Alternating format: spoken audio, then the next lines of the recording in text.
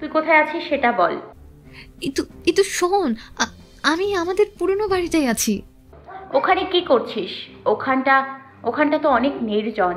আর তোর কণ্ঠ এমন কাঁপছে কেন? আমি তুহিনকে বলছি, ও তোকে গিয়ে নিয়ে আসবে। কাউকে বলা লাগবে না। তোকে একটা কথা বলছি, শোন। তুই যেখানে আছিস সেখান থেকে কোথাও। হ্যালো হ্যালো নয়ন, কি বললি? হ্যালো। ওপাশ থেকে ফোন কাটার আওয়াজ এলো। ইনশিতা ওই নাম্বারে বেশ কয়েকবার ফোন দিল, তবে কেউই তুলল না। রাফিদ সহ তার বাবা মা চেয়ে আছে ইনশিতার দিকে। ইনশিতা ঘটনাটা খুলে বলল। তার মাঝে আবারও হঠাৎ ওই নাম্বার থেকে ফোন আসলো। বিলম্ব না করেই ফোন তুলল ইনশিতা। ওপাশ থেকে নয়নিকা বলল, ইতু। নয়ন, তুই প্লিজ বাসায় চলে যা, আমি তুহিনকে বলছি। ইতু, তুই একবার আসবি প্লিজ, পুরনো বাড়িটায় একবার আসবি। বলেই কান্নায় ভেঙে পড়ল নয়নিকা। নয়নিকার হঠাৎ কান্নায় বুকের ভেতরটা মোচড় দিয়ে উঠল। কোনো বিপদ হয়নি তো নয়নের? নয়ন, তোর কি হয়েছে বল আমায়, তুই ঠিক আছিস তো? তুই এখানে চলে আয় ইতু। কথাটির পরে আরো একটি কথা ফিসফিসিয়ে বলল নয়নিকা, তবে কি বলল ধরতে পারল না ইনশিতা। তুই চিন্তা করিস না, আমি এক্ষুনি আসছি। ফোন কেটে দিল ইনশিতা। রাফিদ ভ্রুকুচকে বলল, কোথায় যাওয়ার কথা বলছো তুমি? আমাকে এক্ষুনি যেতে হবে ভাইয়া, আমি শিওর নয়নিকা কোনো বিপদে পড়েছে। এত রাতে কিভাবে যাবে? আমি কিচ্ছু জানি না ভাইয়া, কিচ্ছু না। এখন আমাকে যে করেই হোক যেতে হবে। বলেই হু হু করে কেঁদে দিল ইনশিতা। ইনশিতার কান্না দেখে না করতে পারে না চাচি। রাফিদকে ইনশিতার সাথে যেতে বলে। নয়নিকাদের পুরনো বাড়ির ঠিকানা পেতেই সেদিকে গাড়ি এগিয়ে নিয়ে চলল রাফিদ। সারা রাস্তায় কেউ একটা কথাও বলেনি। ইনশিতা শুধু ছটফট করছিল আর ওই নাম্বারটাতে ফোন করছিল। কিন্তু আশ্চর্যজনক ব্যাপার হলো ওই নাম্বারটা এখন বন্ধ দেখাচ্ছে। আর রাফিদ আর চোখে কয়েকবার ইনশিতাকে দেখে নিল। ইনশিতা বাহিরের দিকে তাকিয়ে থাকায় জানালার কাছে ইনশিতার অবয়ব দেখে নিল রাফিদ। কান্নার কারণে চোখ দুটি ফুলে উঠেছে, মুখ লাল হয়ে গেছে। রাফিদের মনে হচ্ছে এখন বের হয়ে ভালোই করেছে। কিছুটা সময় কাটানো যাবে ইনশিতার সাথে, এছাড়া বাকি সময়টা তো তার সাথেই কাটাতে হবে ইনশিতার। ভাবতেই মুচকি হাসি ফুটে উঠল তার ঠোঁটে। ইনশিতার সাথেই তার বিয়ে ঠিক হয়ে আছে অনেক আগে থেকে, যদিও এটা ইনশিতা জানে না। একমাত্র ইনশিতার বাবা মা আর তার বাবা মাই জানে, এছাড়া রাফিদও জানতো না। লুকিয়ে শুনে নিয়েছিল সে। এরপর থেকে ইনশিতাকে দেখলে নিজের মনে অন্যরকম একটা অনুভূতির উপস্থিতি টের পেত সে। এক অন্যরকম ভালো লাগার অনুভূতি, কাউকে বোঝানো যায় না সেই অনুভূতি। বুকের ভেতর মনে হতো ঝিমঝিম করে বেজে চলেছে। ইনশিতাকে দেখলে মনে হতো এই মেয়েটাকে নিজের বুকের মাঝে বেঁধে রাখতে। কেন জানি না রাফিদের মনটা বারবার কুড়াচ্ছে। তার মনে হচ্ছে তার ইনশিতাকে কেউ তার থেকে কেড়ে নিবে। ইনশিতাকে তার কাছ থেকে নিলে তো সে পাগল হয়ে যাবে। ইনশিতাকে বড্ড ভালোবেসে ফেলেছে যে সে। নয়নিকাদের পুরনো বাড়িতে এসে থামলো গাড়িটা। ইনশিতা দৌড়ে বাড়ির ভেতরটায় গেল। রাফিদও আসলো পেছনে। ধলিময় বাড়িটা প্রায় 3 বছর ধরে খালি পড়ে আছে। কোনো সারা শব্দ নেই। অন্ধকারে ছেয়ে আছে পুরো ঘরটা। মনে হচ্ছে ভুতুরে বাড়িতে প্রবেশ করেছে তারা। মোবাইলের ফ্ল্যাশ অন করে নেয় রাফিদ। হঠাৎ করে ইনশিতার ফোন বেজে উঠল। দেখলো ওই নাম্বার থেকে ফোন এসছে। উপরের কোণেই রুমটাই চলে আয়। প্রচুর পরিমাণে অবাক হলো ইনশিতা। তারা যে এখানে এসেছে সেটা নয়নিকা কিভাবে জানলো? আর জানলে ডাক দিল না কেন? বিস্ময় কাটিয়ে দুজনেই উপরে ওঠার জন্য ছোট্ট সিঁড়ির দিকে পা বাড়ায়। ইনশিতার ভয়ে পা কাঁপছে অনবরত। আচমকা রাফিদ ইনশিতার হাত নিজের এক হাতের মুঠোয় পুরে নেয়। ইনশিতা অবাক হলেও কিছু বলল না। এই ছোঁয়া যেন তাকে বলছে, ভয় পেও না, আমি আছি তো। দুজনেই কোনায় রুমটার সামনে পৌঁছালো। দরজাটা হাট করে খুলে যায়। ভয় পেয়ে রাফিদের হাত জোরে খামচে ধরে ইনশিতা। রাফিদ ইশারায় শান্ত হতে বলল। তার কেন যেন মনে হচ্ছে তার ইনশিতা এক্ষুনি তার থেকে দূরে সরে যাবে। হাতের বাঁধন আরো শক্ত করে চেপে ধরল সে। অন্ধকারের মাঝে হলুদ টিমটিমে ম্লান আলোয় আলোকিত হয়ে গেছে রুমের মাঝখানটা। ঝাপসা আলোকিত, তার মাঝে মনে হচ্ছে কেউ একজন হাত চেপে মাথা নিচু করে বসে আছে। নয়নিকা। ইনশিতা দৌড়ে গিয়ে নয়নিকাকে ধরে বলল, নয়ন, হ্যাঁ নয়ন, কি হয়েছে তোর? হাতে ব্যান্ডেজ কেন? রাফিদ গিয়ে ইনশিতার পাশে দাঁড়ালো।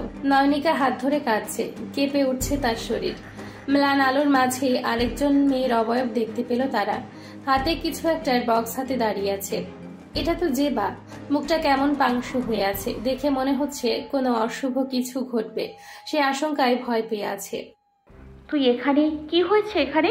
নয়নিকার হাতে ব্যান্ডেজ কেন? আর এখানেই বা তোমরা কি করছো? জেবা কিছু না বলে রুমের কোণাটার মাঝে চোখ দিয়ে তাকিয়ে রইল সেদিকে। হলুদ ম্লান আলোয় রুমের কোণাটা একদম অন্ধকারে ডুবে আছে, দেখা যাচ্ছে না কিছু। তবে চেয়ার দোলার আওয়াজ আসছে, ইজি চেয়ার দুলছে, কেমন অদ্ভুত আওয়াজ করে দুলছে। সে চেয়ারে থাকা মানুষটাকে শত চেষ্টা করেও ইনশিতা দেখতে পেল না। হুট করেই দুহাতে কান চেপে ধরল ইনশিতা। রাফিদও ধরল নিজের কর্ণদয়। তার সুর ভেসে আসছে ওই ইজি চেয়ারে বসা লোকটার থেকে, তবে সুরটা অদ্ভুতের সাথে ভয়ঙ্কর। বিভিন্ন হরর মুভিতে কয়েকটা সুর থাকে যেগুলো শুনলে ভয়ে শরীরে লোম খাড়া হয়ে যায়, শরীর শিউরে ওঠে। তেমনি এই আওয়াজটাও এতটা ভয়ঙ্কর যে ইনশিতার মনে হচ্ছে সে এখানে না আসলেই ভালো হতো। এই ধরনের গা হিম করার সুর সে সহ্য করতে পারে না একদম। এমনকি এই ভয়ানক সুরটা রাফিদও সহ্য করতে পারেনি। যদিও সে এসব আওয়াজ ভয় পায় না, তবুও এই আওয়াজটা এমন যে ভয় পেতে বাধ্য করে। নয়নিকা, রাফিদ, ইনশিতা কানে হাত দিয়ে রয়েছে একমাত্র জেবা ছাড়া। সে শুধু চোখ খিচে আছে।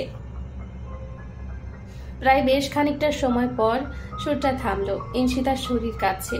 রাফিদ দ্রুত গিয়ে ইনশিতাকে পেছন থেকে আঁকড়ে ধরল, কারণ সে জানে এই ধরনের সুরে ইনশিতা প্যানিক হয়ে যায়, ভয়ে কান্না করে দেয়। তাই তো ছোট থেকে কোনো হরর মুভি দেখে না সে, দেখলেই চিৎকার চেঁচামেচি করে। রাফিদ ইনশিতাকে শান্ত করার জন্য ইনশিতার দুই গালে হাত রেখে বলতে লাগলো, ইতু তাকাও আমার দিকে, এই ডাকো না, এই এই ইতু। ইনশিতার শরীর কাঁপাকাঁপি যেন আরো বাড়ছে। সে কিছুতেই শান্ত হতে পারছে না। ঠিক সেই সময় ইনশিতার সামনে এসে দাঁড়ালো কালো রঙের শু পরা একজোড়া পা। ইনশিতা মাথা তুলে তাকিয়ে দেখলো লোকটির এক হাতে ছোট্ট একটি হারমোনিকা, আর অপর হাতে প্যান্টের পকেটে ঢোকানো। লোকটির মাথার উপরে দুলছে হলুদ লাইটটি। ইনশিতা কাঁপা কাঁপা পায়ে দাঁড়ালো। রাফিদও দাঁড়িয়েছে, সে এখনো ইনশিতাকে ধরে রেখেছে। তাদের সামনে দাঁড়িয়ে আছে জেহের। জেহেরকে দেখতেই চমকে গেল ইনশিতা, ঘাড় কাত করে তাকিয়ে আছে। চোখে দৃষ্টি ভয়ঙ্কর, মনে হচ্ছে চোখ দিয়ে আগুন ঝরছে। জেহেরকে দেখে শরীরে যেন আর শক্তি পেল না ইনশিতা, অবশ্যই আসতে লাগলো। রাফিদ শক্ত করে ইনশিতার শরীর নিজের দিকে ঠেসে দিয়ে দাঁড় করিয়ে শক্ত করে চেপে ধরল। সামনে থাকা অচেনা এক হিংস্র চোখের অধিকারী মানুষটির দিকে আবদ্ধ তার দৃষ্টি। বিকেলে জেহের ইনশিতাকে খুঁজে না পেয়ে নয়নিকাকে তুলে এনেছিল এই বাড়িটায়। যদিও সে জানতো না যে এটা নয়নিকাদের পুরনো বাড়ি, পরে জেনেছে। নয়নিকা তো চরম রকমের অবাক। তবে নিয়ে আসার সময় সে শব্দটুকু করেনি। কেন করেনি সে নিজেও জানে না। সে তখন জেহেরের মতো সুদর্শন পুরুষকে দেখায় ব্যস্ত ছিল। বাড়িটাতে এনেই সর্বপ্রথম নয়নিকার গালে ঠাঠিয়ে একটা চড় মেরেছিল জেহের। সেই চড়ে যেন হুঁশ ফিরেছিল নয়নিকার। তবে কিছুই বলতে পারছিল না, কারণ তার হাত মুখ আগেই বেঁধে দিয়েছিল জেহের। তারপর ভাঙা কাঁচ নিয়ে নয়নিকার হাতে টান মেরে দিল। যে হাতে ইনশিতাকে ধরেছিল সেই হাতে আরো কয়েক পোজ দিল সে। নয়নিকার হাত থেকে টপ টপ করে রক্ত ঝরছে। চিৎকার দিতে চেয়েও পারছে না। জেহেরের রাগ বেড়েই চলছিল। তার মাথায় ঘুরছে কেন মেয়েটা তার রোজকে ধরবে। এক পর্যায়ে ক্ষান্ত হয়ে থেমে গেল সে। তার রোজকে নিজের কাছে আনার জন্যই নয়নিকাকে নিয়ে আসা, তাই আগেই নিজের রাগ মিটিয়ে নিল। জেবাকে ফোন করে ফার্স্ট এইড বক্স আনতে বলল। জেবা আসতেই হতবাক হয়ে যায় নয়নিকাকে দেখে। জেহের ইশারা করলো নয়নিকাকে ব্যান্ডেজ করিয়ে দিতে। সেও কোনো প্রশ্ন না করে চুপচাপ নয়নিকার হাত ব্যান্ডেজ করে দিল, কারণ কোনো প্রশ্ন করলেই যদি জেহের তাকেও নয়নিকার মতো অবস্থা করে দেয় সে ভয়। সে তো চিনে তার ভাইকে। তারপর নয়নিকাকে জেহের নিজের মোবাইল দিয়ে ইনশিতাকে ফোন করতে বলে। নয়নিকা অনেকবার বারণ করলে তার গালে আরো কয়েকটা চড় পড়ে। পুরুষালী হাতে চড় খেয়ে নয়নিকার ঠোঁট ফেটে যায়। নয়নিকাকে দিয়ে ইনশিতাকে ফোন করানোর সময় নয়নিকা বলতে নিয়েছিল যাতে ইনশিতা ঘর থেকে কোথাও না বের হয়, যেখানে আছে সেখানেই থাকতে। কারণ নয়নিকা ইনশিতাকে নিজের বোনের মতো ভালোবাসে, আর সে চায় না জেহেরের মতো কোনো সাইকোর হাতে তার বোনকে তুলে দিতে। তাই কৌশলে ইনশিতাকে বের হতে বারণ করতে চেয়েছিল, কিন্তু সেই কথাটা বলার আগেই জেহের মোবাইল টান মেরে নিয়েছিল। ইনশিতাকে যদি কোনো রকমে বারণ করা হয় তাহলে জেহের তার ভাইকে মেরে ফেলার হুমকি দিয়েছিল। না চাইতেও ইনশিতাকে আবারও ফোন করে আসতে বলেছিল। শেষে ফিসফিস করে বলেছিল যাতে না আসে, তবে সেই কথাটা এতই আস্তে ছিল যে ইনশিতা শুনতে পায়নি। তারপর জেহের গিয়ে একটি পুরনো ইজি চেয়ারে বসে পড়ে, আর জেবা নয়নিকার পাশেই দাঁড়িয়ে থাকে। একটা অচেনা ছেলের সাথে তার রোজ আসায় প্রচন্ড রেগে যায় জেহের। আর যখন ছেলেটি রোজকে জড়িয়ে ধরে তখন জেহেরের রাগ সপ্তমে, ঘাড় কাত করে তাকায় তাদের দিকে। কপালে রগ ফুলে উঠেছে তার, রাগে সারা শরীর জিজি করছে, ইচ্ছে হচ্ছে এক্ষুনি ছেলেটার মাথা ফাটিয়ে দিতে। তবে নিজেকে শান্ত করলো, কারণ এখন তার সবচেয়ে জরুরি কাজ হলো তার রোজকে নিয়ে যাওয়া। তারপর না হয় এই বেয়াদব ছেলেটাকে শাস্তি দেওয়া যাবে। জেহের একটু এগিয়ে গিয়ে ইনশিতার মুখোমুখি দাঁড়ায়, একদম সামনে। তাদের মধ্যবর্তী দূরত্ব বোধ হয় 2 কি 3 ইঞ্চি হবে। তারপর ঘাড় অন্যদিকে কাত করে ফু দেয় ইনশিতার মুখে। শীতল বাতাসে ইনশিতা কেঁপে ওঠে, মুখের সামনে থাকা চুলগুলো উড়ে পেছনে ঠেকে সেই বাতাসে। রাফিদ ভ্রুজোড়া কুঞ্চিত করে এক হাত দিয়ে সজোরে ধাক্কা দেয় জেহেরের বুকে। আচমকা ধাক্কা সামাল দিতে ইনশিতাকে টেনে ধরল জেহের। ইনশিতার সরু দেহে জেহেরের শক্তিশালী দেহের টান সামলাতে পারল না, দুজনেই পড়ল নিচে। জেহেরের ওপর ইনশিতা, জেহেরের বিশাল আকার দেহের উপর পড়ল ইনশিতা। পড়ার সাথে সাথে ইনশিতা উঠে দাঁড়াতে চাইল, উঠতে পারল না জেহেরের জন্য। সে তার শক্ত হাত দিয়ে চেপে ধরে আছে ইনশিতার কোমর। ইনশিতার মাথা নিজের কাছে এনে ফিসফিসিয়ে বলল, তুমি আমার ওপরে পড়ায় আমি একটু ব্যথা পাইনি রোজ, তোমার শরীরে একটু ওজন নেই, টেনশন নট, কয়দিন পর তোমার ওজন এমনিতেই বেড়ে যাবে। বলেই ঠোঁট কামড়ে হাসল জেহের। জেহেরের এমন কথাই দ্রুত উঠতে গিয়েও উঠতে পারল না সে, কারণ জেহের ধরে আছে। মিনতি করে ইনশিতা বলল, লাগছে আমার, ছাড়ুন। ইনশিতার কথা শুনে জেহের দ্রুত ইনশিতাকে উঠিয়ে দিল। অস্থির হয়ে বলতে লাগলো, কোথায় লেগেছে রোজ? বেশি ব্যথা করছে? বলো আমাকে রোজ। বলে জেহের ইনশিতার কোমরে হাত দিতে নিল। ইনশিতা তড়াক করে লাফিয়ে উঠল, দৌড়ে গিয়ে রাফিদের পেছনে দাঁড়ালো। ইনশিতাকে রাফিদের কাছে যেতে দেখে জেহের আরো বেশি রেগে গেল। রেগে ইনশিতাকে ধরতে গেলে বাদ সাধে রাফিদ। রাফিদ নিজেও রেগে আছে এই অচেনা ছেলেটার ওপর। নয়নিকা আর জেবার শুধু ভয়ে তটস্থ। যেদিকে নয়নিকা মেয়ে হয়ে ইনশিতাকে ধরায় এত ভয়ঙ্কর কাজ করেছে, তাহলে রাফিদকে কি করবে সেটা ভাবতে দুজনে ভয়ে শিউরে উঠল। জেহের ঘাড় কাত করে তাকিয়ে রইল রাফিদের দিকে। দৃষ্টিটা ইনশিতার কাছে ভালো ঠেকল না। তার মনে হলো জেহের খুব খারাপ একটা কিছু করবে। তখন তার মাথায় আসলো জেহের রাফিদকে মেরে দিতে পারে, কারণ নয়নিকার সামান্য ছোঁয়াতেই এমন করেছে। আর রাফিদ তো তাকে জড়িয়ে ধরেছে। না, তার জন্য রাফিদের কোনো ক্ষতি হতে দিবে না। ইনশিতা রাফিদকে ছেড়ে কিছুটা দূরে গিয়ে দাঁড়ালো। জেহের আগের ন্যায় ঘাড় কাত করে তাকালো ইনশিতার দিকে। তারপর একটা বাঁকা হাসি দিল, কারণ সে বুঝতে পেরেছে যে তার রোজ তার ভয়ে রাফিদের থেকে দূরে সরে গিয়েছে। জাহের হুট করে রাফিদের কাঁধে হাত রাখলো। লম্বায় রাফিদের থেকে জাহের বেশ বড়। রাফিদের কাঁধে হাত দিয়ে কিছুক্ষণ তীক্ষ্ণ নজরে তাকিয়ে রইল, অথচ চেহারা একদম শান্ত। তারপর আচমকায় রাফিদের কাঁধ ধরে টান দিয়ে ভাঙা চেয়ারটার দিকে ছুঁড়ে মারে। ঘটনাটা এতটাই দ্রুত ঘটেছে যে রাফিদ নিজেকে রক্ষা করার সুযোগ পেল না। ভাঙা চেয়ারে লেগে রাফিদের পিঠ, হাত আর গলায় বেশ খানিকটা অংশ ছিঁড়ে গেছে। রক্ত বইছে আঘাতকৃত অংশ হতে। জেহের ফোঁস করে নিঃশ্বাস ছাড়ছে। ইনশিতা আর জেবা তাড়াতাড়ি গিয়ে রাফিদকে ধরল। ইনশিতা তো কেঁদেই দিয়েছে। জেহের গিয়ে ওদের থেকে রাফিদকে ছাড়িয়ে পেটের মধ্যে খুব জোরে একটা লাথি মারল। পেট ধরে কুকিয়ে উঠল রাফিদ, মুখ দিয়ে অঝরে রক্ত বইছে। এবার ইনশিতা নিজের রাগ সামলাতে পারল না। জেহেরকে ধরে নিজের দিকে ফিরিয়ে খুব জোরে কষে একটা চল লাগালো। ইনশিতা চেঁচিয়ে বলতে লাগলো, আপনি আসলে একটা পাগল। আরে আপনি মানসিকভাবে যে অসুস্থ সেটা কি আপনি জানেন? জেহেরের চোখ মুখ ক্রমশ লাল হয়ে উঠল। জীবনের প্রথম চড় এটা, তাও আবার যাকে ভালোবাসে তার কাছ থেকে। জেহেরের রাগ যেন বাদ মানল না, রাগে গজগজ করতে লাগলো। হুট করে ইনশিতার 2 বাহু ধরে নিজের কাছে নিয়ে আসলো। চিবিয়ে বলল, ভালোবাসি পরে একদম ছেড়ে দেবো এটা ভেবো না রোজ।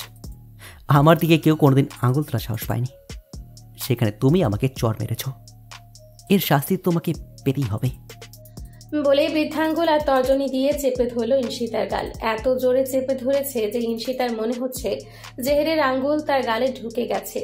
রাগে আর ব্যথায় সইতে না পেরে আরেকটা জোরে সরে চড় লাগিয়ে দিল জেহেরের গালে। এমন ঘটনাতে নয়নিকা সহ জেবাও হতভম্ব হয়ে গেছে। জেবা মনে মনে বলছে, এবার শেষ ইনশিতা ভাই, এবার তোমাকে কি করবে এটা তুমি নিজেও কল্পনা করতে পারবে না। জেহের আর নিজের ক্রোধ সংবরণ করতে পারল না। গর্জন করতে করতে ইনশিতার দিকে তাকালো। ইনশিতা নিজের গাল ধরে আছে, প্রচুর ব্যথা পেয়েছে সে। জেহের গিয়ে ভাঙা কাঠের বড় টুকরো হাতে নিল। তা দেখে নয়নিকা যেবার জান বের হবার উপক্রম। ইনশিতা তা দেখে ভাবলো অনেক বড় ভুল করে ফেলেছে জেহেরকে চড় মেরে। এই কাঠ দিয়ে একটা বাড়ি দিলে তো তার মৃত্যু অনিবার্য। ইনশিতা বড় বড় ঢোক গিলল। পালাবার উপায় নেই। রাফিদ নিজেও অজ্ঞান, নয়নিকা আর জেবা দুজনেই আর কি বা করবে। ইনশিতার মনে হচ্ছে সে কোনো সিংহের সামনে দাঁড়িয়ে আছে। তার হাঁটু কাঁপছে, ঠিক মতো দাঁড়াতে পর্যন্ত পারছে না। জেহের ঘাড় কাত করে হাতে ভাঙা কাঠ নিয়ে এগোতে লাগলো ইনশিতার দিকে। তাকে চড় মারার চরম মূল্য তো দিতেই হবে তার রোজকে। ভাঙা কাঠ দিয়ে জেহের যখনই ইনশিতাকে মারতে যাবে তার আগেই ইনশিতাকে কেউ একজন সরিয়ে নিল। রাগে গজরাতে গজরাতে জেহের পেছনে ফিরল। ইতিমধ্যে ইনশিতা অজ্ঞান হয়ে গেছে। ইনশিতাকে ধরে আছে Jihad. How dare you to touch her idiot! বলে এগিয়ে যায় জিহাদের দিকে। জিহাদ এক হাতে ইনশিতাকে আগলে ধরে আরেক হাতে জেহেরকে থামায়। ভাই লোক, এইভাবে মেয়েটাকে আঘাত করতে পারিস না। আমার রোজের সাথে আমি যা ইচ্ছে করবো, তাতে তোর পারমিশন নেব আমি? গবেট কোথাকার! ভাই ভাই দেখ, তুই তো চাস তোর রোজ যাতে তোকে ভালোবাসে, তোর সাথে যাতে সবসময় থাকে। তাহলে এখন যদি ওকে মারিস তাহলে তোর ক্ষতি হবে, তাই না? তুই কি চাস তোর রোজের কোনো ক্ষতি হোক? রোজ কষ্ট পেলে তো তুই নিজেও কষ্ট পাবে, তাই না? তাহলে শুধু শুধু ওর কাছে খারাপ হয়ে নিজেকে ঘৃণার পাত্র বানাচ্ছিস কেন?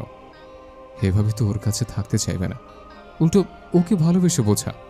জেহের যেন বুঝতে পেরেছে জিহাদের কথাটা। হাতের কাঠটা ফেলে দেয় সে। জিহাদ হাত ছেড়ে বাঁচে। এখন যদি এই ধরনের কথা না বলতো তাহলে শিওর ইনশিতাকে বোধহয় আজ মেরেই ফেলতো জেহের।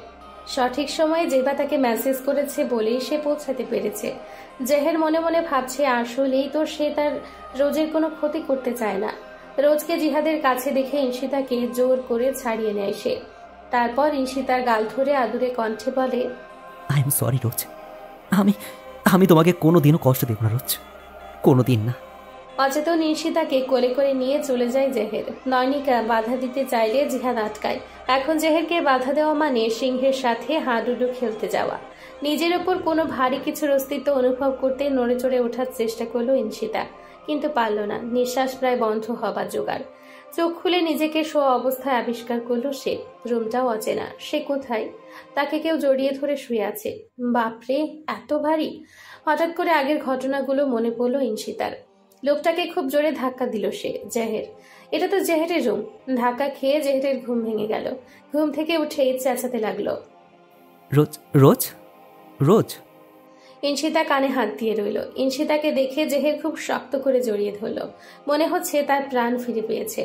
ইনশিতা ভাবলো তার হাতটি আর হাতটি নেই। জেহের অস্থির কণ্ঠে বলতে লাগলো, আমি ঘুম থেকে ওঠা না পর্যন্ত তুমিও শোয়া থেকে উঠবে না। যতক্ষণ না পর্যন্ত আমার ঘুম ভাঙবে ততক্ষণ পর্যন্ত আমার বুকেই ঘুমিয়ে থাকবে। ইনশিতা এখনো মাথাটা ধরে আছে। কি হচ্ছে কিছুই বুঝতে পারছে না। তারপর এক ঝটকায় ছাড়াতে চাইলো জেহেরকে, কিন্তু বান্দা ছাড়ছেই না। কি জ্বালা! এদিকে তার বাথরুমে যাওয়ার প্রয়োজন। এখন ঝামেলা করা যাবে না, একটু নরম হয়ে বোঝাতে হবে। একটু ছাড়ুন না প্লিজ। কখনো না, একদম আমার থেকে ছাড়া পেতে চাইবে না, এরপর কিন্তু খুব খারাপ হবে। দাঁত কিড়মিড় করে বলল জেহের। একটুই তো, বাথরুমে যাব প্লিজ, অনেক জরুরি। কি বললাম শুনতে পাওনি? কোথাও যাবে না তুমি। আরো শক্ত করে জড়িয়ে ধরল ইনশিতাকে। ইনশিতা হতবাক। এ কেমন ছেলে! বাথরুমে যাবে তাও যেতে দিচ্ছে না। ইনশিতা এবার কাঁদো কাঁদো গলায় বলল, বিশ্বাস করুন অনেক জরুরি। আর বাথরুমে গেলে কি কেউ পালাতে পারে নাকি? বাথরুমে তো সকলকেই যেতে হয়, প্লিজ। জেহের ইনশিতাকে ছেড়ে শান্ত নজরে তাকালো। যাও, তবে 5 মিনিট, 1 সেকেন্ডও বেশি হলে খবর করে দেবো আমি। ইনশিতা দৌড়ে বাথরুমে যেতে পা বাড়ালো। হঠাৎ করে জেহের হাত ধরে ফেলল। ইনশিতা বেশ বিরক্ত হলেও জোর করে মুখে হাসি ফুটিয়ে তাকালো। জেহের চোখ মুখ শক্ত করে বলল, মাত্র 5 মিনিট, মনে থাকে যেন, অনলি 5 মিনিটস। ইনশিতা মাথা নাড়ালো, যার মানে আচ্ছা। জেহের ছাড়তেই ইনশিতা বাথরুমে ঢুকে গেল। দরজায় হেলান দিয়ে দাঁড়িয়ে রইল, যেন কত বছর পর ভালো মতো নিঃশ্বাস নিতে পারল। বাথরুম দেখে তার মুখ হাঁ হয়ে গেল। তাদের একটা রুমের সমান হবে মনে হয় বাথরুমটা। কাঁচ দিয়ে গোসলের সাইড আলাদা করা। বাথটাবটাও ইয়া বড়। পুরো বাথরুম সাদা টাইলসে মোড়ানো। জেহের বাথরুমের দরজায় বাড়ি দিচ্ছে এক নাগাড়ে। মনে হচ্ছে ভেঙেই ফেলবে। রোজ 5 মিনিট ডান, বের হও। ইনশিতা অবাক, সে তো মাত্রই ঢুকলো। রোজ আসছি, আর 1 মিনিট প্লিজ। জেহের অস্থির হয়ে পায়চারি করছে বাথরুমের দরজার সামনে। নিজের মাথার পেছনে চুল টেনে ধরে বিড়বিড় করছে। আবার যখন দরজায় নক করতে যাবে তখনই ইনশিতা বের হলো। ইনশিতা দেখলো জেহের কেমন অস্থির হয়ে আছে। যে জেহের আবারও জড়িয়ে ধরতে যাবে তখন ইনশিতা বলে উঠল,